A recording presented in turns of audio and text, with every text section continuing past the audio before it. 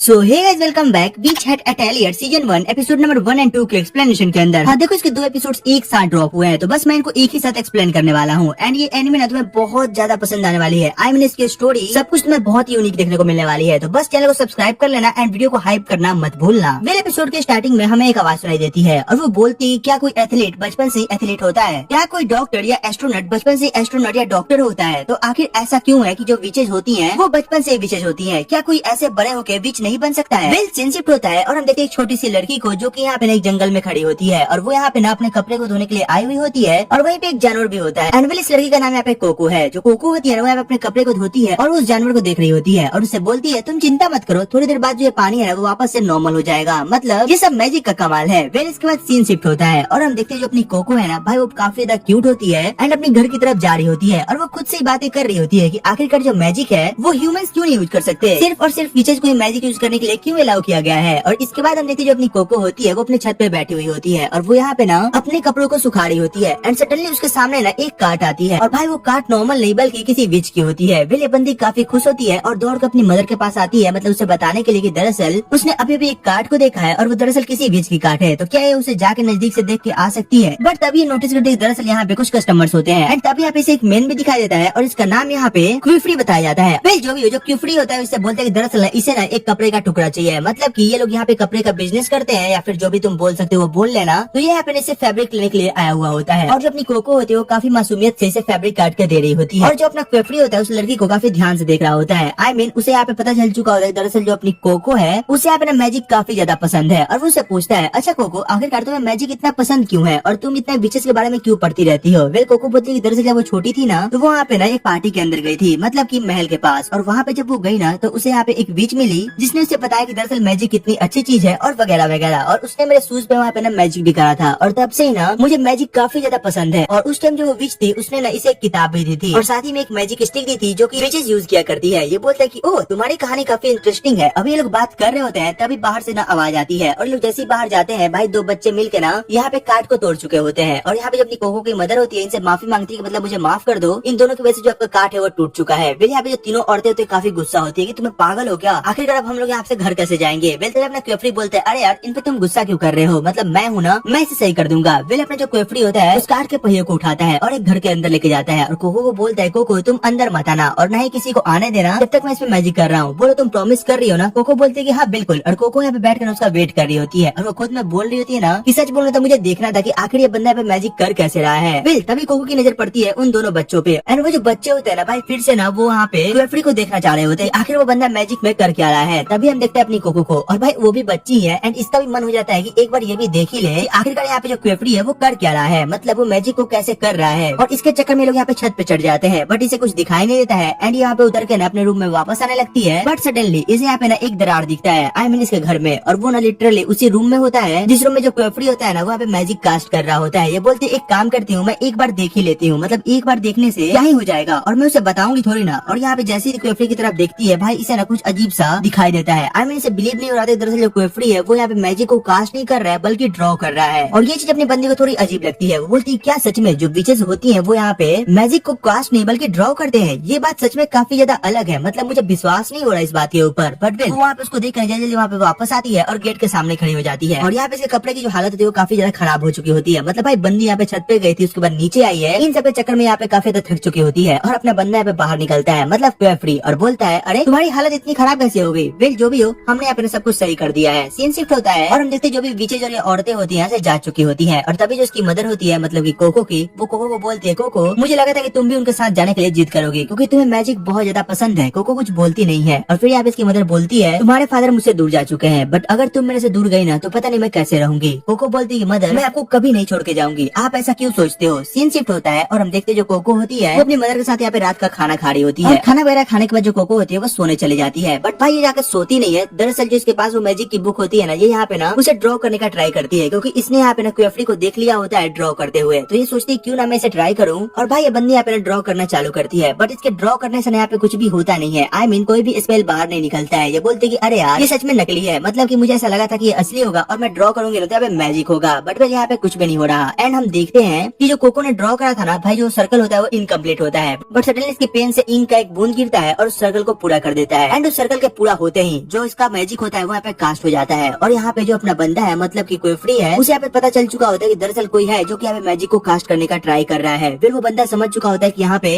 कुछ गड़बड़ हो सकती है, तो उसे जल्द से जल्द जाके कोको को रोकना होगा। बट तब तक जो कोको होती है वो उस बुक को खोलती है और उसमें से एक सडन स्पेल को उठाती है और उसे ड्रॉ करना चालू करती है। और भाई ये इसे लिटरली एकदम एक्यूरेटली ड्रॉ भी कर देती है। एंड टाइम पे जो अपना क्वेफरी होता है वो वहाँ पे पहुँचता है और कोको को उसके घर में से निकाल के ना बाहर लेके आता है और बोलता है, कोको ये तुमने क्या किया, तुम बताओ ये तुमने कौन सा स्पेल अभी अभी ड्रॉ करा है। कोको को समझ नहीं आ रहा होता है कि आखिरकार क्वेफरी उसके रूम में क्या कर रहा था और वो इसे अचानक से ऐसे क्यों लेके आ रहा है। बट वेल जब वो यहाँ पे नीचे की तरफ देखती है, भाई जो अपनी कोको का घर होता है वो पूरी तरीके से बर्फ में ढक चुका होता है। उसकी मदर तक उस बर्फ के अंदर न दफन हो चुकी होती है और ये बात कोको को बिल्कुल भी बर्दाश्त नहीं हो रही होती है। क्वेफरी बोलता है, कोको ये तुमने कैसे करा और तुमने यहाँ पे कौन सा स्पेल यूज करा है, तुम मुझे अभी भी बता सकती हो। कोको कुछ समझ नहीं आ रहा होता है, वो बस यहाँ पे ना क्वेफरी को मारे जा रही होती है, उसे नीचे उतारे क्योंकि ना उसकी मदर यहाँ पे ना बर्फ के अंदर दब चुकी है। क्वेफरी उसे समझाता है, कोको तुम पागल मत बनो, तुम समझने का ट्राई करो, जो तुम्हारी मदर है वो ऑलरेडी फ्रीज हो चुकी है और अब उन्हें बचाने का बस एक ही तरीका है और वो ये है कि तुम्हें ना उस स्पेल के बारे में मुझे बताना होगा। बट मैं अब यहाँ पे ना तुम्हारी यादाश्त को खत्म करने वाला हूँ, क्योंकि हम ये बिल्कुल भी रिस्क नहीं ले सकते कि तुम्हें ना हमारे स्पेल के बारे में पता हो। पहले आप अपनी जो बंदी है मतलब कोको है वो उसे रिक्वेस्ट करते कि वो ऐसा ना करे, क्योंकि वो किसी को इस सब बारे में नहीं बोलेगी और वो ये चाहती है कि वो कैसे करके अपनी मदर को वापस से रिवाइव करे। और जो अपना क्वेफरी होता है ना भाई, ये थोड़ा अच्छा बंदा होता है एंड अगर तुम थोड़ा ध्यान से देखोगे ना भाई, ये कहीं ना कहीं तुम्हें गोजो की तरह दिखेगा। आई मीन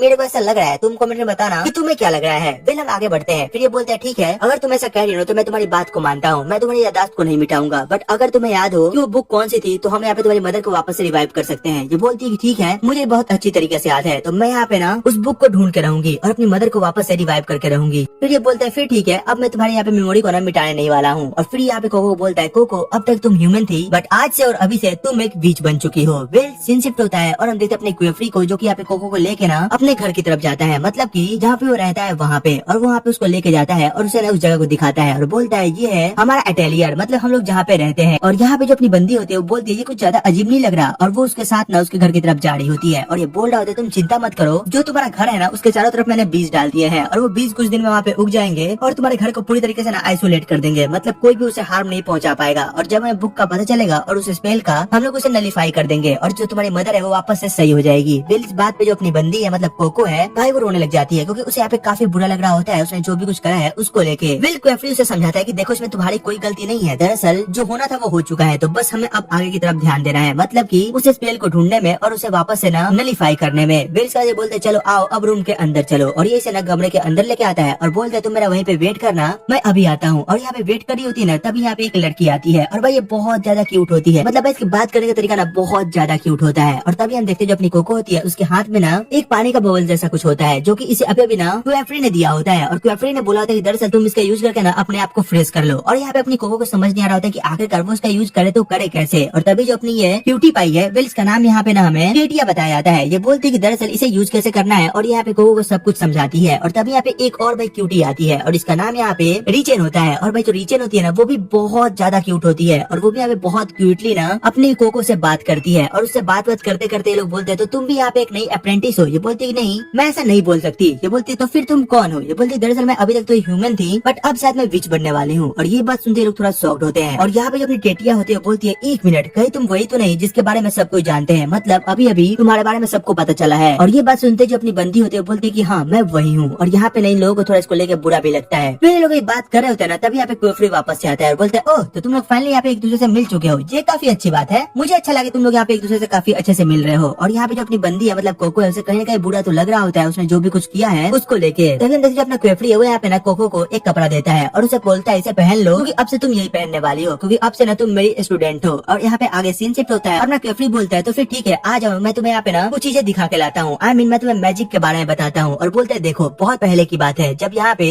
सभी लोग मैजिक कर पाते थे। आई मीन जब मैजिक का सबको पता चला था ना, सब लोग यहाँ पे मैजिक से स्पेल क्रिएट करते थे। बट तुम्हें पता है ह्यूमंस के नेचर के बारे में, उन लोगों ने वहाँ पे कुछ ऐसे स्पेल्स को क्रिएट करा जो कि दुनिया के लिए काफी खतरनाक थे। इसके बाद कुछ लोगों के ग्रुप को इकट्ठा किया गया और उन्हें बाद में विच बताया गया। और तब से जो विचेज होती हैं वो इसका ध्यान रखते हैं कि जो मैजिक है वो यहाँ पे हर किसी के हाथ में ना लगे, और अगर किसी के हाथ में लगता है तो हम उसकी मेमोरी को इरेज कर दे ताकि जो ह्यूमंस है वो वापस से उसी एरा में वापस ना जाए। और यहाँ पे अपनी बंदी समझ चुकी थी कि दरअसल जो विचेज हैं वो सबसे इतना छिपा के मैजिक को यूज क्यों करते हैं। तभी अपना बंदा बोलता है और इतना ही नहीं, मैं तुम्हें बताता हूँ दरअसल कुछ ना फॉरबिडन मैजिक्स होती है जो कि यहाँ पे सबको यूज नहीं कर पाता है और उसको यूज करने का ना कुछ तरीका होता है। विले बोलती है आखिर मुझे बताओ कि आखिरकार मैजिक को यूज कैसे करते हैं। विले बोलता है देखो दरअसल जो कुछ मैजिक है ना उसे तुम डायरेक्टली यूज नहीं कर सकते, मतलब जैसे तुम उसे ना किसी ह्यूमंस के ऊपर सीधे यूज नहीं कर सकते। और कुछ ऐसे ही मैजिक है जो कि यहाँ पे ना फॉरबिडन है, जैसे कि ट्रांसफॉर्मेशन, एज ऑथराइजेशन, मैनिपुलेशन और वगैरह वगैरह। बट उनमें से एक है जो कि हम यूज कर सकते हैं और वो है किसी पीपल की मेमोरी को इरेज करना। और यहाँ पे अपनी बंदी समझ चुकी थी कि दरअसल यहाँ पे जितना वो सोच रही है बात उससे काफी ज्यादा बड़ी है। आई मीन जो स्टोरी है वो काफी ज्यादा बड़ी है। बिली बोलता है ठीक है, अब अगर तुम्हें यहाँ तक समझ आ चुका हो ना तो हम आगे की तरफ चलते हैं। और ये यहाँ पे नई से लेके आता है और बोलता है देखो, जैसा कि मैंने तुम्हें बताया कि हम यहाँ पे मैजिक को किसी भी ह्यूमंस के ऊपर डायरेक्टली यूज नहीं कर सकते, तो उसकी जगह पे हम ना अपने मैजिक को किसी ऑब्जेक्ट के ऊपर यूज करते हैं और फिर इसे यूज करते हैं। और वो वहाँ पे उसे यूज करके दिखाता भी है। और फिर बोलता है देखो, हम यहाँ पे मैजिक को ना विंडो के ऊपर भी यूज कर सकते हैं, जैसा कि इस विंडो के ऊपर किया गया है। और वो वहाँ पे अपने विंडो को ना थोड़ा सा रीअरेंज करता है और जो उसकी विंडो होती है ना भाई लिटरली एक दूसरे जगह से कनेक्ट हो जाती है। मतलब उसका सामने का जो अभी व्यू होता है वो पूरी तरीके से चेंज हो जाता है। और फिर ये बोलती है कि देखो, दरअसल जो सामने तुम्हें एक टावर सा कुछ दिख रहा है ना, वहाँ पे काफी सारी बुक्स रखी है और उन्हीं बुक्स में से एक है जिसमें हमें ना उस स्पेल के बारे में पता चलेगा जो कि तुमने कास्ट करा था। ये बोलती है कि मुझे उसके बारे में जानना है, तो क्या हम अभी नहीं चल सकते हैं? ये बोलता है कि नहीं, तुम्हें वहाँ पे जाने के लिए ना पहले काफी ज्यादा एडुकेटेड होना पड़ेगा और उसके लिए तुम्हें यहाँ पे मेरे से सीखना होगा। और अपना बंदा जल्दी से यहाँ पे खिड़की को बंद करता है और फिर बोलता है तो अब बताओ, क्या तुम तैयार हो